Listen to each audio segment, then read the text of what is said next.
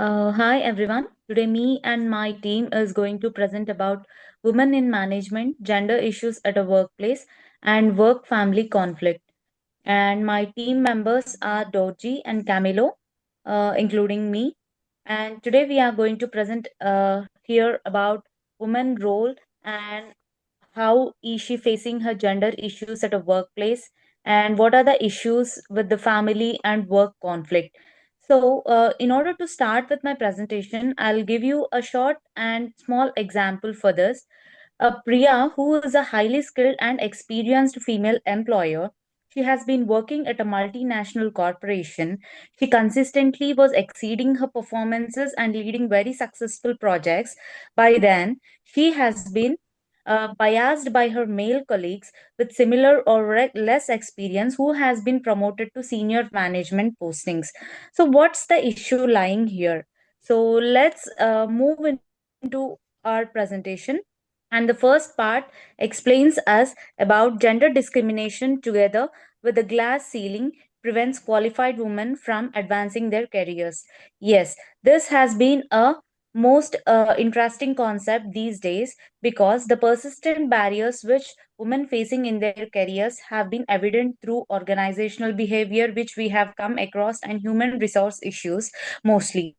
So regarding gender discrimination, the glass ceiling effect which stops women from moving up to the executive positions through an analysis that reveals how stereotypes and unfair work structures which minimize health programs obstruct their advancement of women.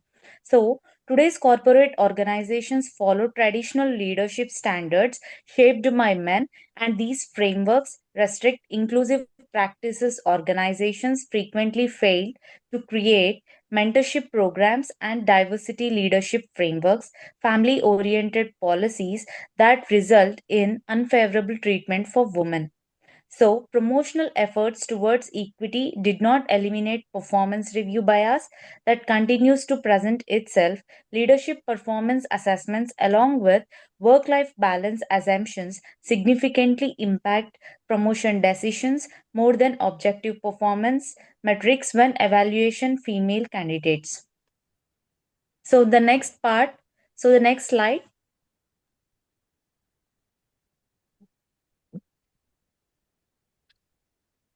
Yeah. Today's corporate organizations follow mostly result in unfavorable treatment for women in the workplace. Women face burnout and identity conflicts because they need to match male traits to gain respect in the workplace. Leadership performance assessments, along with work life balance assumptions, significantly impact promotion decisions. And the other thing is, through an analysis that reveals how stereotypes and unfair work structures and minimal health programs abstracts their advancements. Next slide. Next slide, please. Yeah. So, uh, next coming to the critical analysis of the OBHR issues, work family conflict also plays an critical role in having the effect of glass ceiling phenomenon.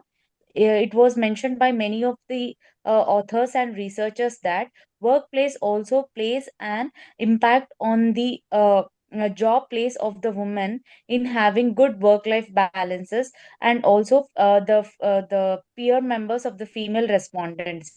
Then employee turnover is also increasing of the women due to the workplace conflicts which they are facing indirectly through both the work as well as the family conflicts. And the freedom from obstacles exists due to resilience and support which allows women to progress in any of the fields. And thank you. And next part will be proceeded from with my teammate, with the other teammate, Dorji.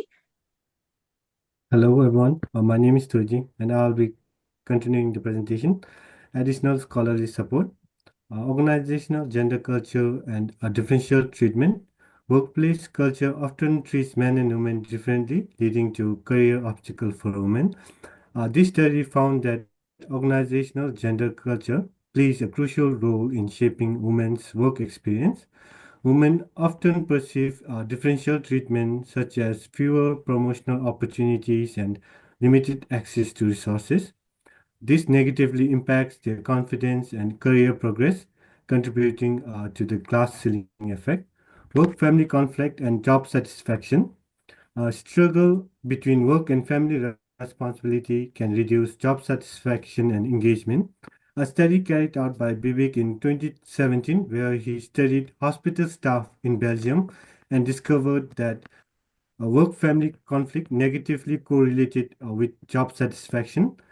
Similarly, a study carried out by OP and Hen in 2013 found that employees facing high work family conflict were less engaged in their work, showing that difficulty in balancing professional and personal life can lead to dissatisfaction and disengagement. Consequences of glass ceiling on well being. The glass ceiling negatively affects women's mental and physical health. According to the conservation of resources theory, people feel stressed when they lose valuable resources such as career opportunity or self-esteem. Women facing the glass ceiling often experience stress and emotional exhaustion due to blocked career advancement, leading to both mental and physical health issues. Work family conflict as a link between uh, glass ceiling and job outcome. Work family conflicts connects the glass ceiling to negative job experience. This study found that work family conflict mediates the relationship between the glass ceiling and job related outcomes. The glass ceiling increases work family conflict, which in turn leads to higher job stress, lower engagement, reduced job satisfaction, and a greater likelihood to quit the job. Strategies to reduce glass ceiling effect. Organizations can take steps to support women's career growth and well-being, such as promoting a gender-inclusive workplace culture, offering mentoring programs to help women navigate career challenges, introducing flexible work policies to reduce work family conflict and improve job satisfaction, ensuring fair promotion and equal access to resources to eliminate differential treatment. Next slide. Analysis of the logic and completeness of the author's agreement.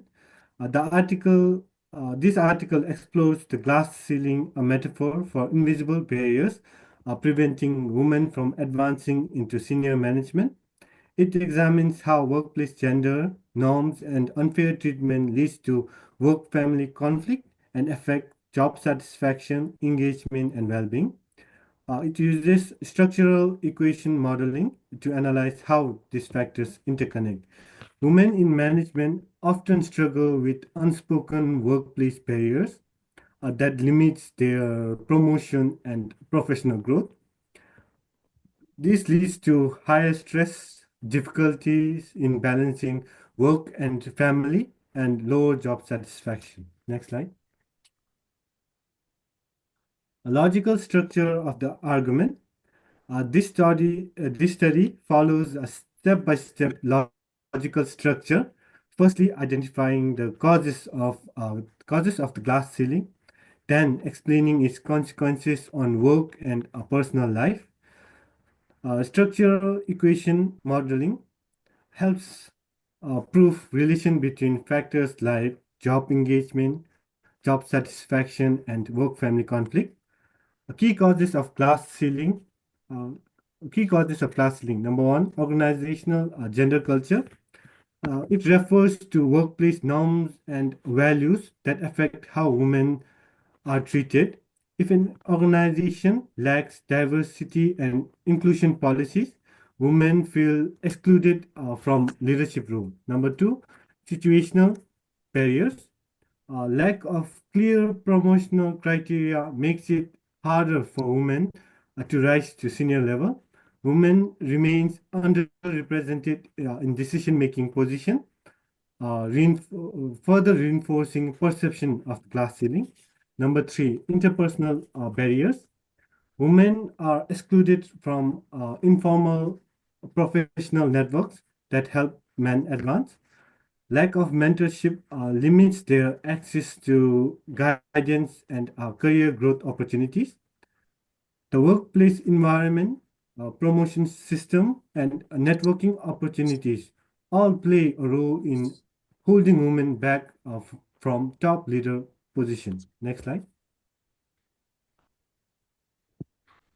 Impact of glass ceiling on work-family conflict. Work-family conflict acts as a bridge between glass ceiling and workplace stress. This study found that work-family conflict fully mediates the impact of glass ceiling on job stress and engagement. Work-family conflict is one of the main reasons women feel dissatisfied and leave their job. Work-family conflict as a mediator. This study indicates multiple workplace barriers, organizational, situational, and interpersonal into a single framework. It also provides a broad and detailed view of why glass ceiling exists instead of just looking at one cause. This study connects multiple factors to explain workplace discrimination. Next slide. Strength of the study, number one, a comprehensive theoretical model. This study indicates multiple workplace barriers into a single framework, provides a broad and detailed view of why the glass ceiling exists. Number two, use of structural equation modeling.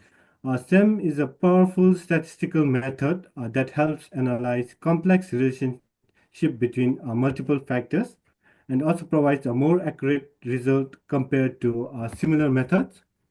Number three, focus on work-family conflict. Focus on work-family conflict. This study highlights work-family conflict as the key factor that links glass ceiling to job-related problems, offers personal insight into how companies can reduce work-family conflict to improve workplace equity. The study doesn't just prove the glass ceiling exists, it also explains why it affects women's stress and job satisfaction. Number four, large and relevant sample size. The study sample size includes 1,123 female managers from a multinational healthcare organization, which shows the study is statistically significant and represent real workplace experiences. The study includes a large number of women from different management levels, making it more accurate and useful for workplace policy. Next slide. Weaknesses of the study. Number one, cross-sectional study design. Data was collected at a single point in time, so it cannot prove long-term effects. It is unclear whether the glass ceiling directly causes work-family conflict or if other factors are involved.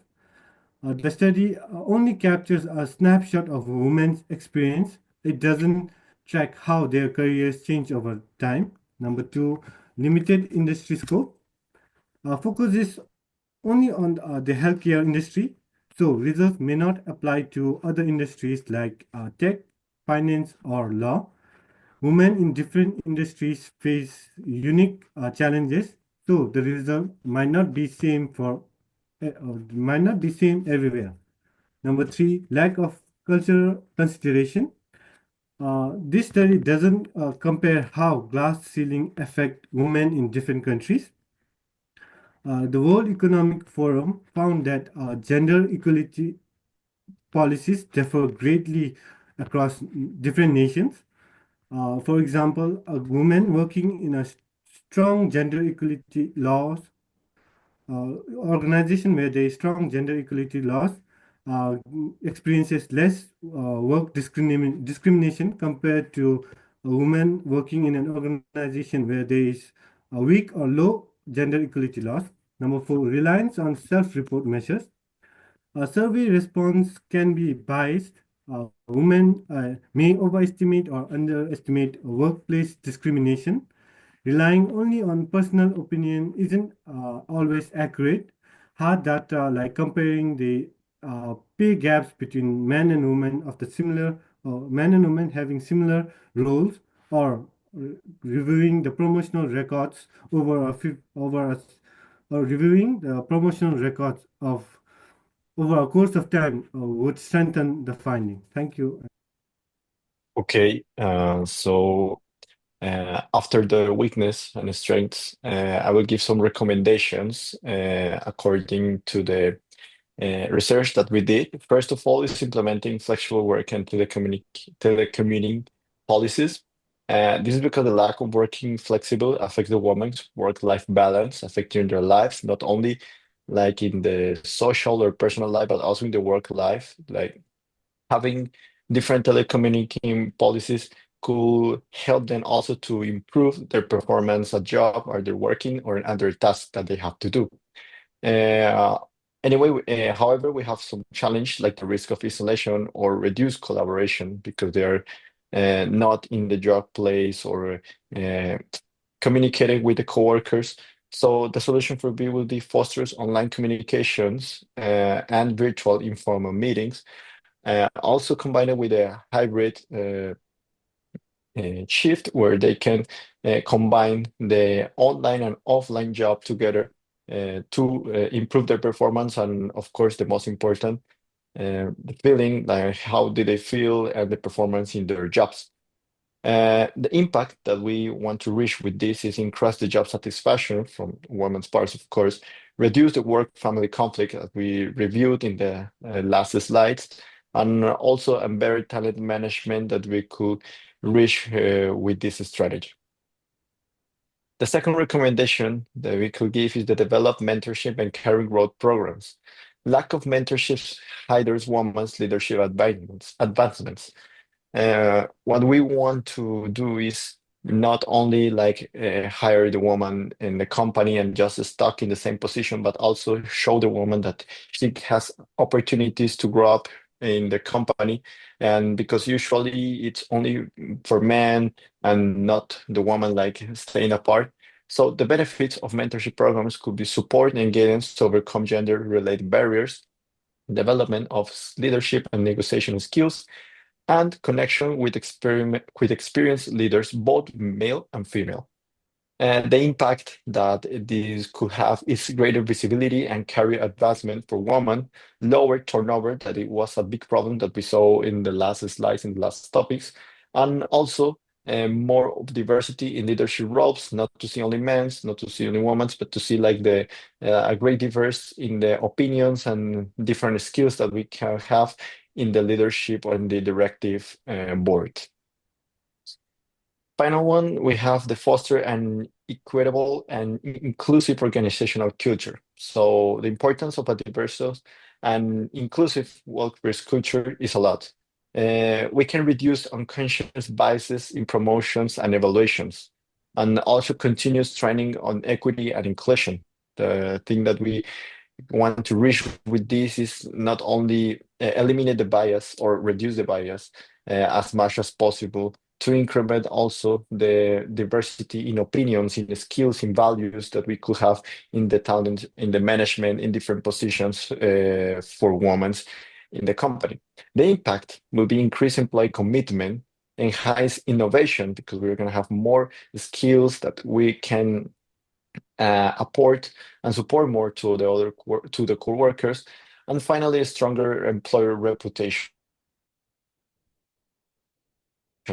with among their whole trajectory. Finally, with the conclusions, we have first of all the flexible work policies. So we saw that the problems with the theory that we have, and the problems with the women in the office, in the work, in the management things. So these policies that I just mentioned could help women achieve better work-life balance, reducing stress, and increases overall job satisfaction as well. Mentorship and career development programs, as I mentioned before, is so important for them to feel that they can grow up and they have a future in the company. It's crucial for helping women in advancing in the career path. Third of all, inclusive and equitable culture, as I mentioned, it's essential for the company and most for the women because fostering a workplace culture promotes fairness and remove biases that is so important in the workplace culture. Finally, long-term organizational benefits. This strategy not only support women, but is also more for the productive. It's we can have a diverse environment in the company. Of course, like the target that we want to cover and we wanted to cover in this analysis was the woman, but also how to improve the environment as well in the company to make it good for the women and for the company in general. So that's it. Thank you so much.